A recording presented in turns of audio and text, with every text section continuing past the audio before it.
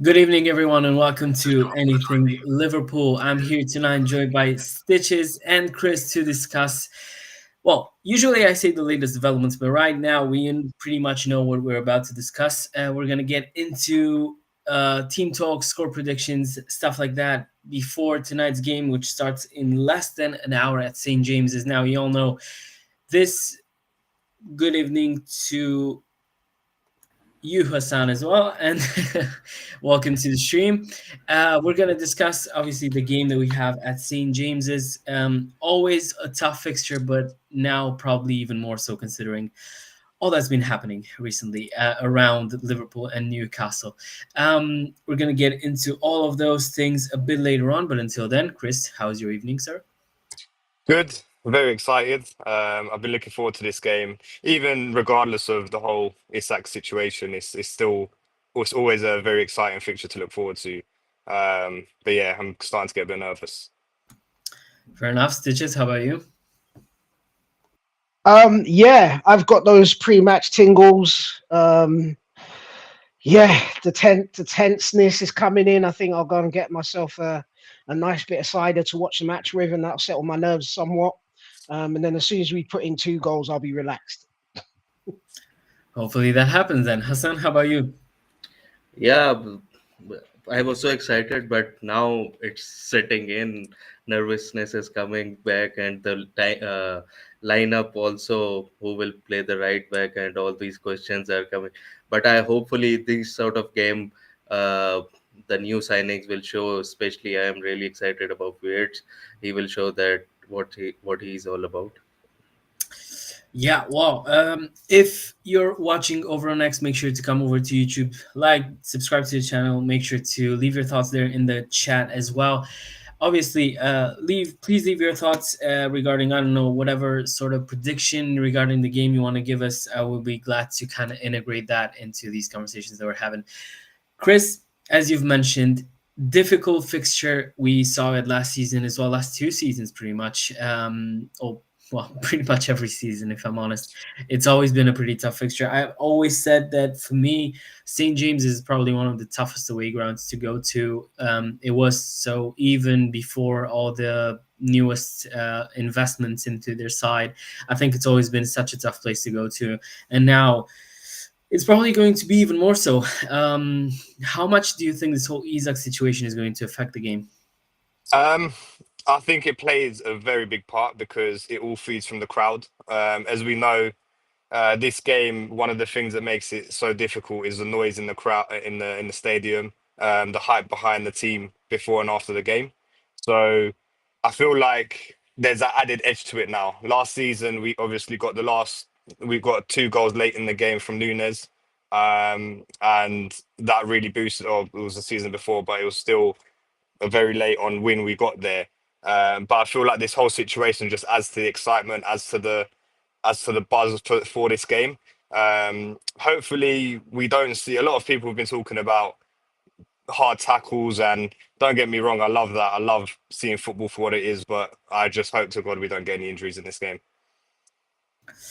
That's something that I had in mind as well. I think that it's, even before Stitches, even before the situation with Isaac, I just thought in this sort of an away game, the way they usually play St. James is always like close to that gray line, close to it being not necessarily within the rules. It feels like they get away with a lot of things at St. James's, and they've done so for the past few seasons. And now, with all this that's been added to the mix, it just feels like I share Chris's concern, and I feel like I've been thinking the same thing where even in the past few streams when we discussed this game, I honestly started to think about maybe benching someone like Wirtz just because I am terribly afraid of what he might be subjected to this evening. Yeah, it's gonna be one of those ones where it's gonna be a baptism of fire for Wirtz. I believe, look, the German league is quite physical, but the ultimate physicality is in the Premier League, and I think that he's going to very quickly learn that there's going to be a level of physicality that he's going to have to handle in this game. But he's a technician. He's a world class ball manipulator. And I think that that's going to be something he's going to have to rely on heavily today. But I also feel that it offers opportunities. He uses his body so well to ride challenges and eliminate players. I think that's going to have to come in tonight. Definitely, I think it is going to be physical. I think it always is when you have players like Joe Linton, Gimaresh, and you have Tonali in that midfield. They're quite ratty. They're quite pest like midfielders. They're going to get stuck into challenges. So I think that our intensity is going to have to be very high straight from the first whistle. I think we're going to have to move the ball very sharply, and I think we're going to have to try and play around them. Otherwise, you're going to be liable to receive a challenge, and we're going to have to stand up to that challenge. If it's a 50-50, we're going to have to go in equally as committed. Otherwise, yes, then you're in danger of seeing injuries happen. I think the referees are going to have a big part to play tonight. When I say referees, I'm talking about the linesmen, I'm talking about VAR, I'm talking about all of it. It hasn't been kind to us in the main. Um, in the past, even in our first game against Bournemouth, we should have had a player sent off. I just think that the referee's going to have to be strong enough to make the right calls, and I'm not sure that they are at this moment. They've got this thing where they just, if it's early in the game, they just want to let the game go, and a red card might not be produced for a tackle that really should get a red card. And I think the referee is going to have to take control of the game very early on, otherwise it could just go down the wrong way. So that's going to be very important. But I think our players have to come to this game with the right mindset. The disappointment for me, the last few times we've played Newcastle, the cup final being won, is they seemed like they wanted it more than us, and that is something that we're going to have to deal with. It's St James's Park. It's going to be loud. We're going to have to earn the right to play, and what we can't have is those players being more committed than we are. That's going to be a problem. That Slot's going to have to handle. It's kind of fire in your veins, but cool heads is what's going to be needed tonight, definitely. So it's going to be very very challenging, I think, but it will stand us in good stead, I think, for the rest of the season if we're able to come through this challenge. Yeah, and fair enough, and a lot of good points. I feel like the refereeing one is obviously the main one that I want to address. I think it's absolutely fair to say that usually refs don't really want to, give out too many yellow cards in the beginning of a game, but that's how you get things out of hand quickly by not punishing the tackles that need to be punished. And yeah, I mean, I would like to think that we're going to get some decent refereeing tonight, but we've already seen some massive howlers in the first game week of the season, and I really don't expect anything better. But we're hopefully it's not going to get in the way of us getting the 3 points. Hassan, St. James's, as Stitches and Chris said, is going to be loud, is going to be irritating against this hostile. How do you think we're going to get out of this game, and how much do you think this whole Isaac situation weighs? For me, I think as Slot has already mentioned few days back that we have a team full of very nice uh, players. I think with today's game, we have to be a bit street smart and I think whenever they are too close by, we should just fall down and ask for fouls and everything to slow them down, because they will come at full speed to us and they will try to dominate early on. So I think we should not play at their hands and commit fouls as well. I think we have to be. I think and I hope that Slot also goes to the referee and tell him to be a bit careful. That I hope that they play the occasion, the emotions get the best of out of them, and we play smart. We don't play to the occasion, and we stick to the game plan and get early goals. As Stitches said, that after 2 goals, I think we will breathe a bit easily. So I think we have to be a bit smart in this game, because if we go early on with them toe to toe, I think with their home ground, I think a bit of advantage will be with them. Yeah. Well, to be fair, this is also a good point. I think we've seen Hooper. I think if I recall, he did referee the game at Old Trafford in the first game, like, right? If I'm correct, United against Arsenal, which was full of errors as it was. So yeah, it's we obviously have a history with Hooper as well. So hopefully he's not going to be in the spotlight too much tonight. Chris, I think we were all extremely interested to see how our backline is going to look tonight, and we've seen the starting 11. It seems as if it's probably going to be Soboslai playing right back, maybe Jones, but probably Soboslai. Um, if Soboslai plays at right back, we're going to have a midfield of Jones, Wirtz, and Gravenberg. How do you feel about that? I think, if I'm not mistaken, or if it's not only my opinion, for in the past few games we've had against Newcastle, I think we've been a bit bullied in midfield at times. Well, we all know our situation at right back at the moment. So obviously, Frimpong's injured till after the international break. Bradley and Gomez have just had an injury, so I don't expect to see them play from the start in a game like this, especially. If I had to choose between one or the other out of Jones or Zoboszlai, I'd probably pick Zoboszlai. Obviously, we know McAllister's not a part of the squad today because his partner's giving birth. So um, I would pick Zoboszlai to play right back as I just see him as more reliable in that position. Jones, I love Zoboszlai midfield. He's very hard working. He puts a lot of pressure on the opposition. Doesn't give the other team time on the ball. Um, but I just feel like we need a solid back line today. We need players with a lot of energy. And I'm not saying Jones doesn't have that. I just think that Zoboszlai in that position, I just see him as a younger version of Milner in the sense that you put him anywhere on a pitch, he will do that job and he will work as hard as he can. He's just a workhorse. So I'm quite comfortable with Zoboszlai like right back. If it does end up being Jones, I'll be a bit more concerned.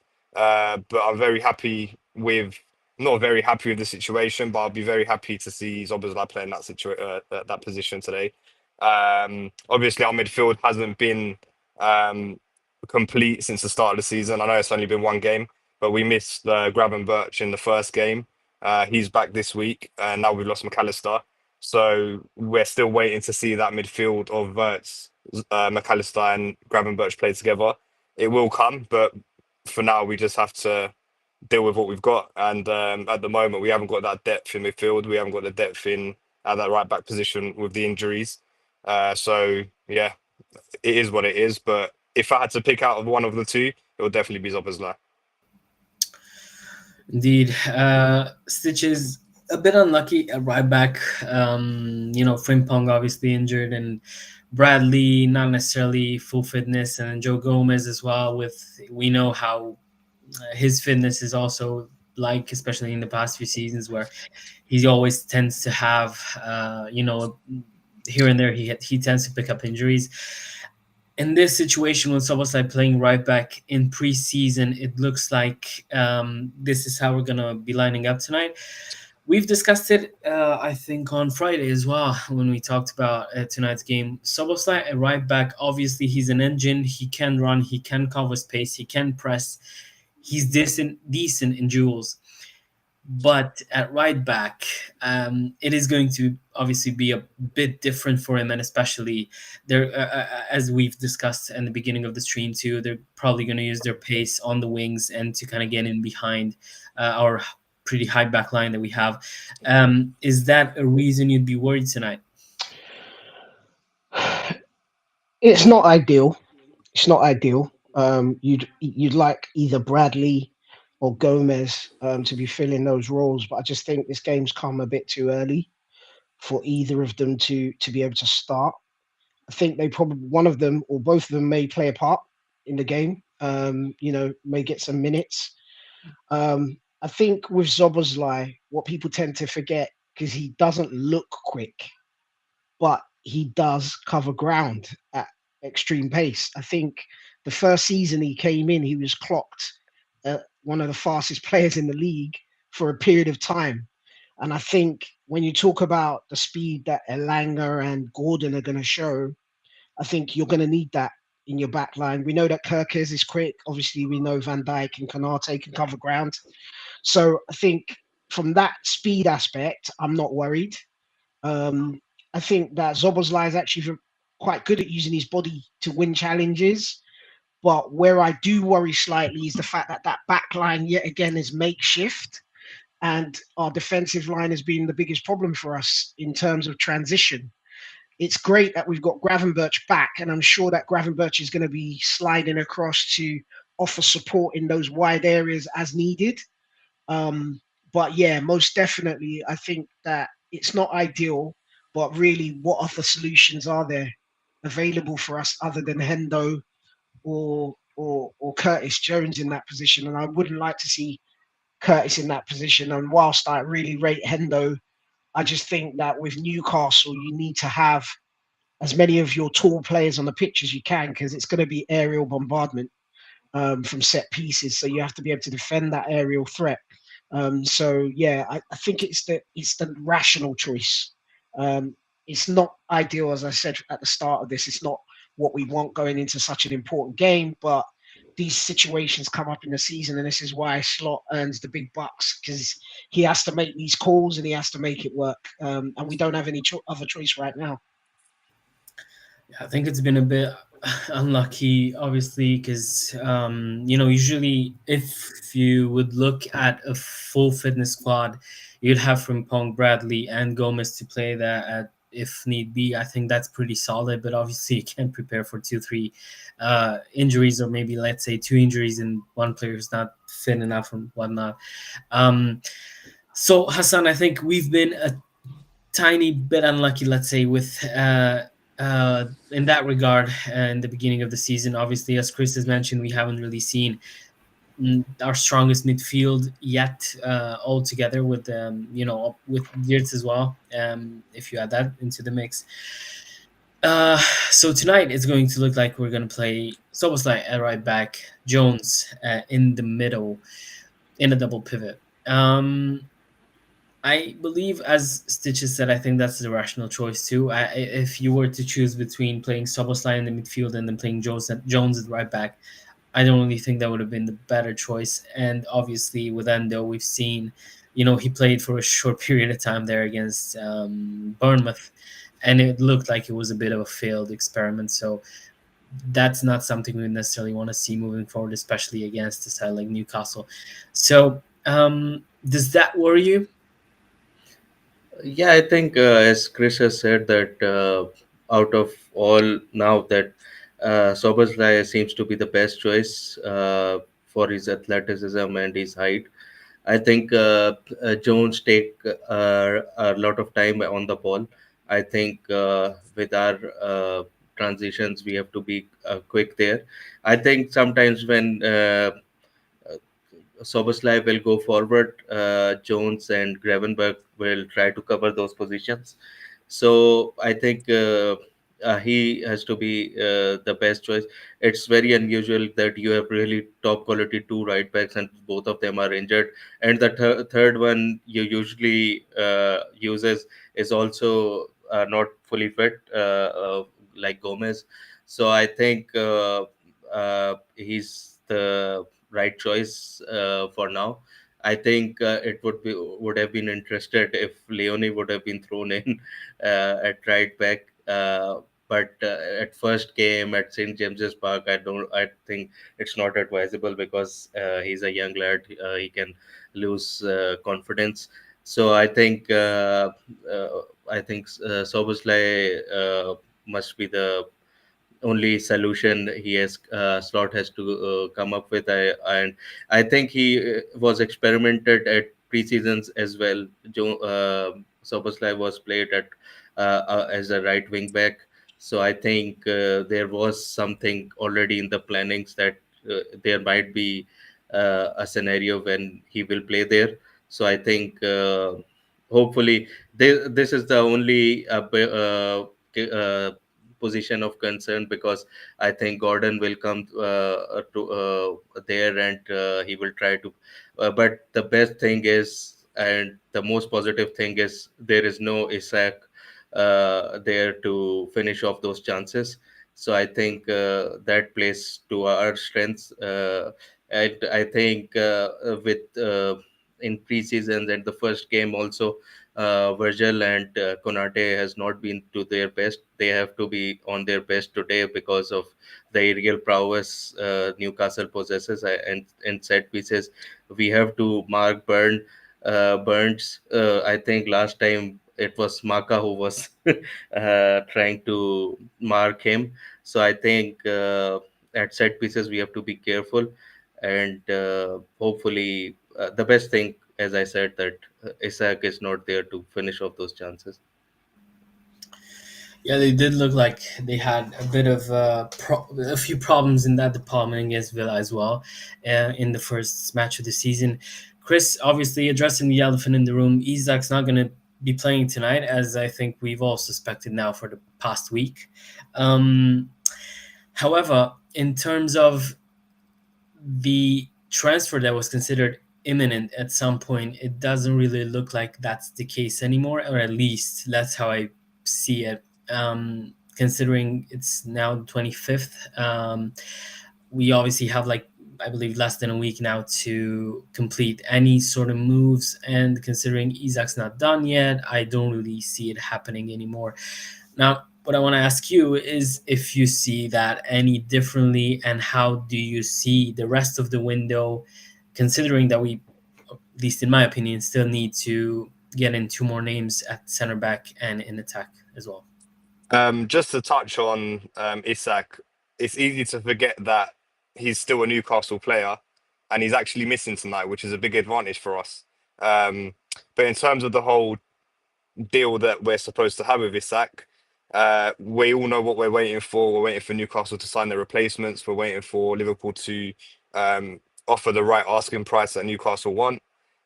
So it is obviously something that we're looking to do because we haven't walked away from it. So I can see it happening, but maybe not in this transfer window, maybe in January, maybe next summer, because there is only a week left and Newcastle would need to sign at least one striker to replace him. Um, but to be honest, if we need to get an answer very soon because we do need to sign at least one more attacker. Obviously, we've lost three attackers this summer. So when we've only signed one, so we do need to sign at least one more.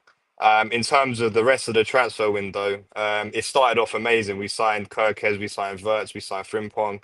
We already had Mamadashvili joined from last summer. We signed Leone as well.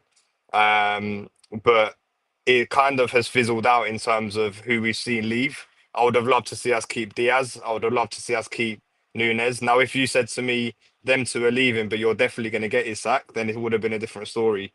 But it hasn't happened yet. And if it does close this weekend or next Monday and we haven't signed anyone else, I think we're leaving ourselves a little bit short in the attacking department. Obviously, we've got Rio in left wing, but he's still very young. Verts can play in multiple positions, but we don't really want to see him outside of that 10 role because it just means that we're moving him to cover depth for depth. So yeah, I do think we still need a number nine. I've loved what I've seen of Ekatike so far. He's been really exciting, really, really tenacious player. And he looks like he can finish as well. But I feel like we do need a partner for him because his link up play so far has been really good. But if we had that clinical number nine next to him just to feed off those 1-2s with Ekatike, I feel like it will just push us to a whole different level. So just to summarize on the transfer window, I've loved who we've brought in. I haven't got an issue with anyone we've brought in, but I just feel like we've left ourselves a little bit short with the people that we've let go. Yeah, I think when all of those outgoings were happening, I think we all kind of assumed that we were going to sign a few more players. Um, in the attack, I think we can make it work in a way. If you add, I mean, I think it's obviously Chiesa is and should now be considered an option. I expect him to play a bit more. I expect him to be fit a lot more compared to last season. With Rio, obviously, I think it's a bit of a different story. With him still being so young, it feels like it's not necessarily about his career as a footballer. It's more about his development as a teenager and how that can be halted in case of a serious injury. That's why I think it'd be unwise to just throw him in and play him, like give him a lot of minutes in the league, especially because of that. um Stitches, if you look at it, we can play Wirtz as a false nine. We can play Wirtz on the left. We can play Soboslai somewhere on the wings. We can play Frimpong on the right wing as well. We can make it work, but it would definitely be a lot easier to have someone else in attack, a versatile attacker maybe. And also, when you look at the options in defense, we do have Leone as an option, but him being 18 just makes things a bit more complicated in that regard. You don't know if he's going to be a player that you can rely on, let's say, next few weeks, if you require that. So how do you see all that? How do you see the Isaac deal? Do you still think that's going to go through? I think it's done. I think they have no choice.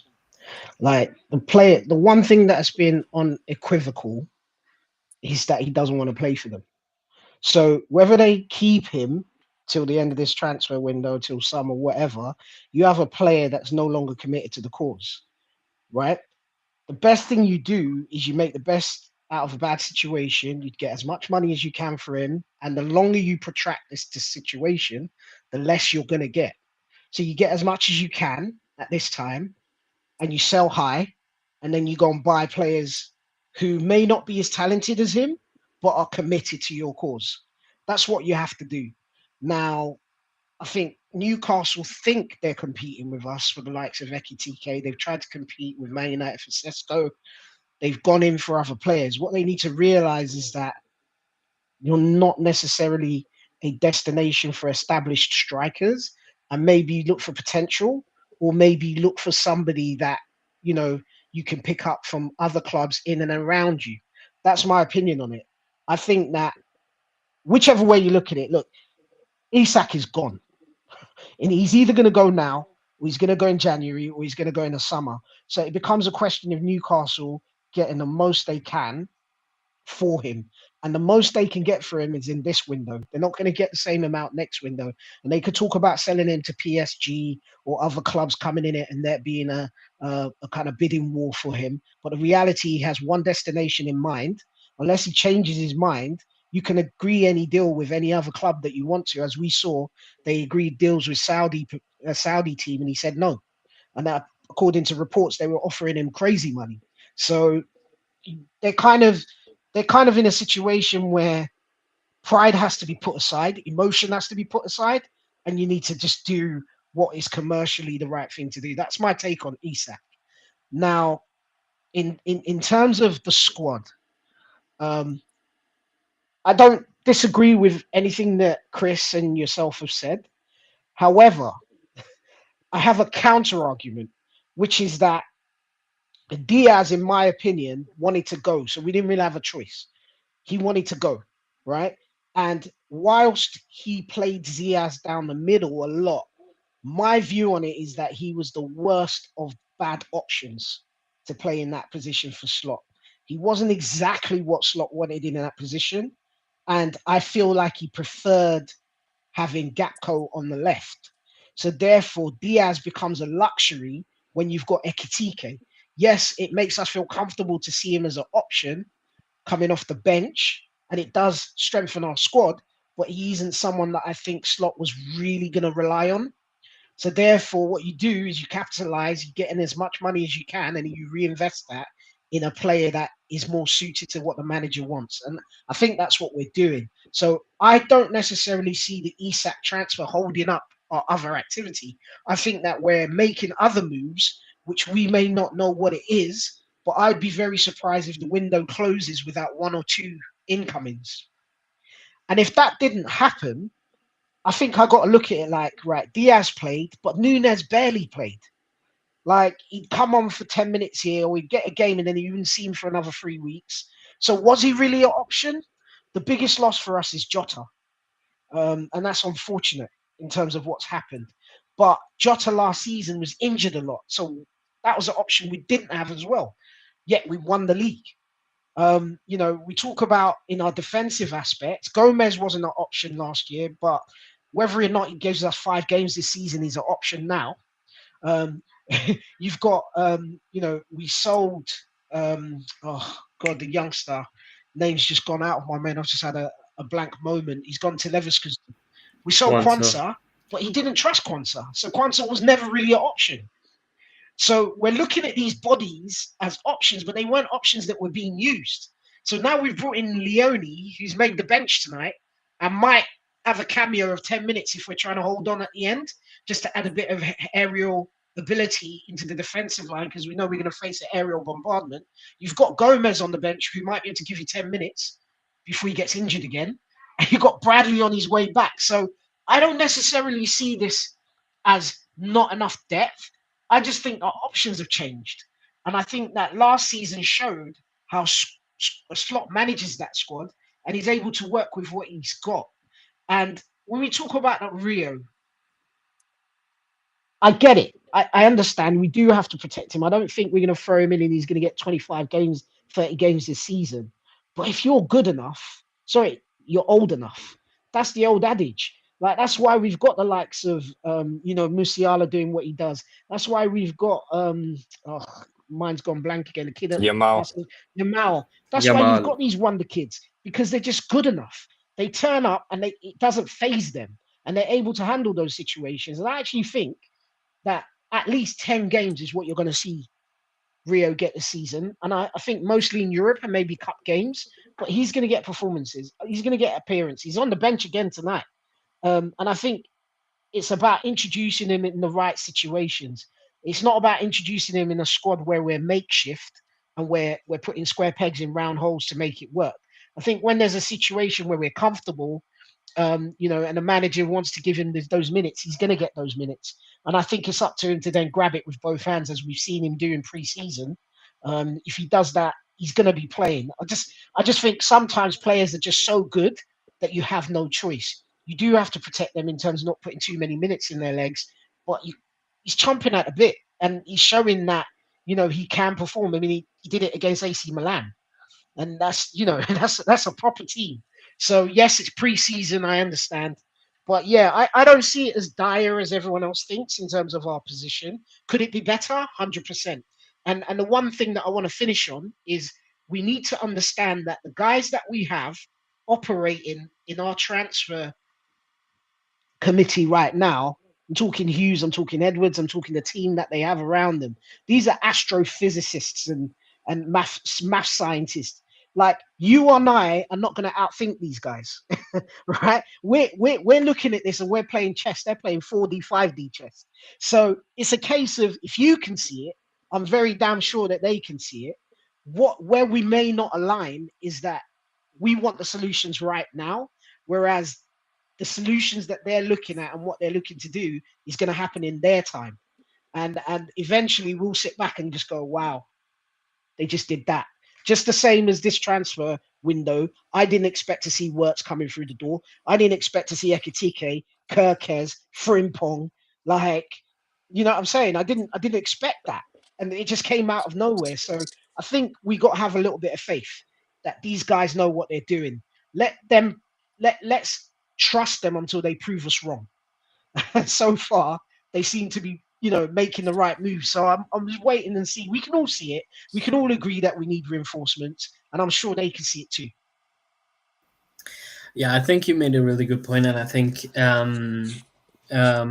I do agree with the situation. That was kind of the thing that I was trying to say. In attack, I feel like it's not as bad as people make it out to be, with the options that we can move around, because it's not like you're gonna move Wirtz or Frimpong, and then you don't have depth in their respective positions. So you can cover and switch things around. I think Slot's been the type of manager that loves to do that, and he's not stubborn at all in that regard. So I think that's fair. Hassan, Obviously, no Isak tonight. So as you said, no Isak to put those chances away in case they create too many. Um, However, in terms of the transfer saga that's been going on for like the past 2 3 weeks now, do you still think we're gonna sign Isak? Me personally, I just can't wait to have a resolution to this whole thing. Because I'm tired of it. It's been like I've gone to not believing it might happen to being sure it's actually going to happen to now again not being sure if it's going to happen, and then it's just tiring at this point. It's a distraction rather. So I just can't wait to see to be done with it. Pretty much. How do you view this whole thing? Yeah, I'm with you. I just wanted to end, but I think Newcastle, with their owners, I think they are acting a bit arrogant and showing that they'll do what's right for the club, and what they think is right for the club. I think we faced the same situation with Coutinho. I think we were all like, no, we should not sell him. He's really good and he makes up all our chances. But in the bigger picture, when he was gone, we ended up winning everything. I think with us, it's clear that he wants us, we want him, we are ready to give the big bucks and everything. I i don't understand that with us, with our fans, it was always they were against our owners and everything, and they end up being one of the best owners in the league. But with Newcastle, it looks like they cannot do anything wrong. Why don't those fans ask their club that this whole summer has gone, and Isak from the end of the season he was ready to move on. They knew it, so they should have, as Stitches said, that they are competing with the clubs of stretches of Liverpool and Man United.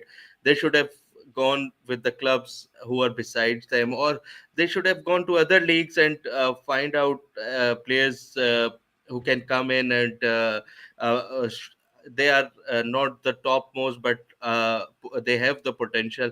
Like Isak, he was not one of the best strikers going on, but he had the potential, and they bring him in, and he shown his talents, and now he's ready to move on. So I think their fans, all the uh, anger is towards Liverpool, it's towards Isak, but it's never for their own club and their recruitment, their failures, that they still today they have still they have rejected the uh, signing of Strand Larson from Wolves still, and they are saying that he will be the replacement of Wilson. So they will first find the replacement of Wilson, then after that they will find the and only how many days are left? Uh, a week is left. So I think it's really bad on their part, and I think for us, the recruitment strategy and the directors are it's like when we went for Allison and Virgil, that they were our targets and we were ready to wait for them.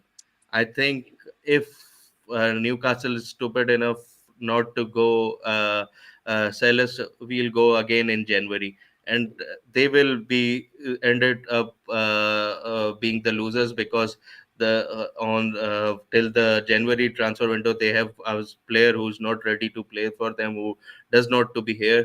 So I think if they have any sense, they will sell him and get 130 millions or 150, whatever it is, and invest it and get the players they need.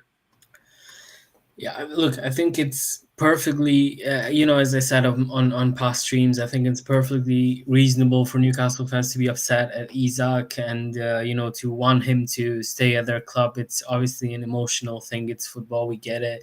It's not like they don't have a right to be upset, but I think there's the truth in what you said that they're misdirecting that anger at us and Isak instead of looking at their club as well, because quite honestly, if Isak did say, and it seems to be true, that Isaac did say that he wants to leave last season, then you've spent this whole summer knowing that and not doing anything about it, and just not being able to sign any of your targets in attack that you've pretty much approached, let's say.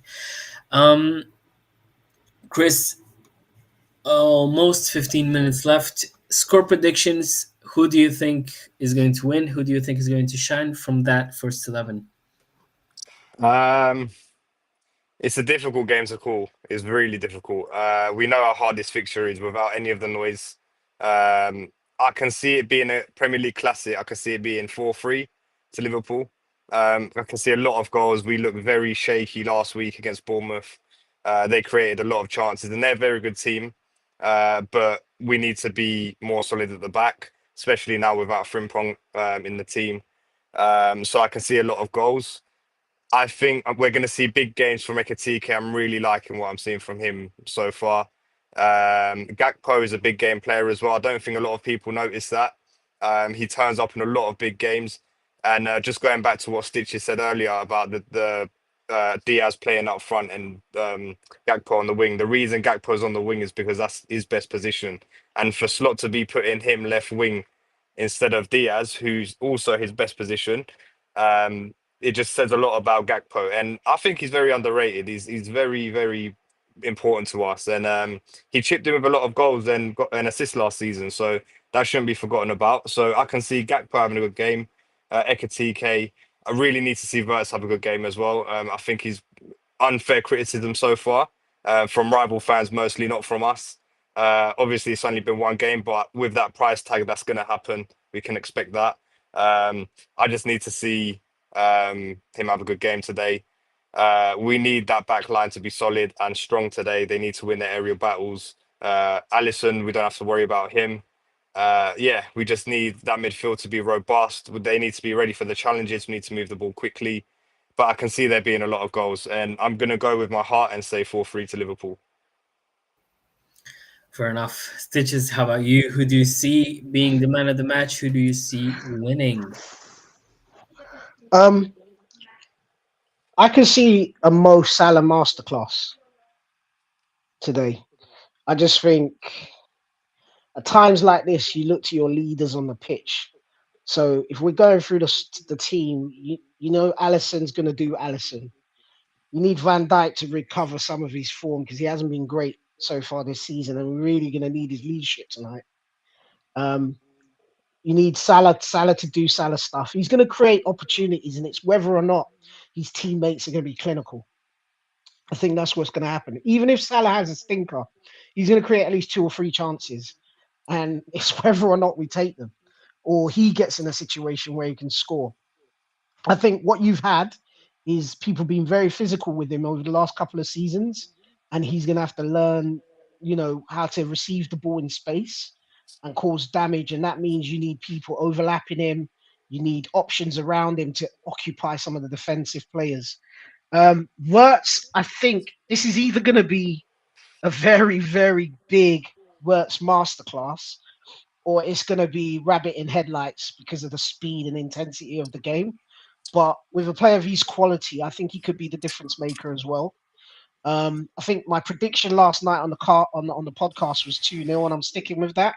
I predicted a 2-0, and I saw Ekitike scoring, and also Salah getting on the score sheet. Well, hopefully Salah is going to be on the score sheet because he's my captain in FPL, and I've had an absolute nightmare this week. So hopefully that's gonna help me out as well. Hassan, how do you see this game going, and who do you see as the man of the match? Yeah, I agree with Stretches that today our as we say the backbone of the leaders should show, and I think for us to win today, we need the best move, the best Virgil, and the best Ellison. So I think if they are playing well, all the team around them will play well. If they are a bit shaky, everyone will be shaky. So I hope Livramento plays well against Salah, but hopefully Salah can show and be at the top of his game. I think last game when he scored the last goal, I think so many emotions came out of him. I think there was a big burden. I think he is now ready to move on and to be his best. Hopefully, Virgil is now up to speed, and Allison will, I think, will be good at the set pieces. And if they are playing well, the confidence with the new signings for Words and Ekitike will flow, and they will show. Uh, I hopefully it's not the prediction Chris has predicted 4-3. It will not be good for our hearts. Hopefully it's an easy 2-0 victory. We'll need blood pressure tablets for that scoreline. I'm just saying Yeah, what I'm seeing. been joking last season that it's not only taken years of my life but also hair on my head. So like that's also fair. My prediction is going to be a 3-1 Liverpool with Wirtz and Ekitike running the show tonight. Good to see us being positive. Hopefully, that's not going to come back to bite us in the rear end. With that in mind, I think we are going to end tonight's live stream. Thanks a lot to Chris, to Stitches, to Hassan for being here tonight. Obviously, to everyone in the chat, to everyone who's been watching. Make sure to like the video, subscribe to the channel, and make sure to be back. We are going to be streaming on Wednesday again, and 3-4 times during the week. So make sure to subscribe and hit the bell icon to pretty much be informed of when that's going to happen. So with that in mind, have a good evening, everyone. Chris, Hassan, Stitches, thanks a lot yet again. Thank you very much. Thanks, And Enjoy the guys. game, guys. Yeah, come till on the next red.